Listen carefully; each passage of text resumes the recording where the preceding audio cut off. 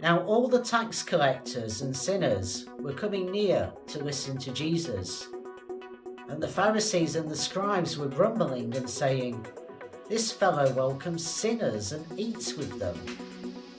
So he told them this parable.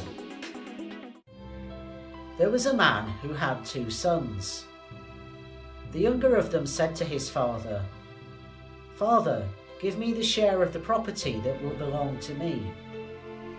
So he divided his property between them. A few days later, the younger son gathered all he had and travelled to a distant country, and there he squandered his property in desolate living. When he had spent everything, a severe famine took place throughout that country, and he began to be in need. So he went and hired himself out to one of the citizens of that country, who sent him to his fields to feed the pigs. He would gladly have filled himself with the pods that the pigs were eating, but no one gave him anything. When he came to himself, he said, "How many of my father's hired hands have bread enough and to spare? But here I am dying of hunger.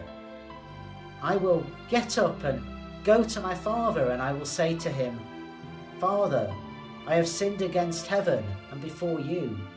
I am no longer worthy to be called your son. Treat me like one of your hired hands.' So he set off and went to his father. But while he was still far off, his father saw him and was filled with compassion. He ran and put his arms around him and kissed him. Then the son said to him, 'Father, I have sinned against heaven and before you. I am no longer worthy to be called your son.' But the father said to his slaves, 'Quickly, bring out a robe, the best one, and put it on him. Put a ring on his finger and sandals on his feet. And get the fatted calf and kill it, and let us celebrate. For this son of mine was dead and is alive again. He was lost and is found.' And they began to celebrate. Now his elder son was in the field, and when he came and approached the house, he heard music and dancing. He called one of the slaves and asked what was going on.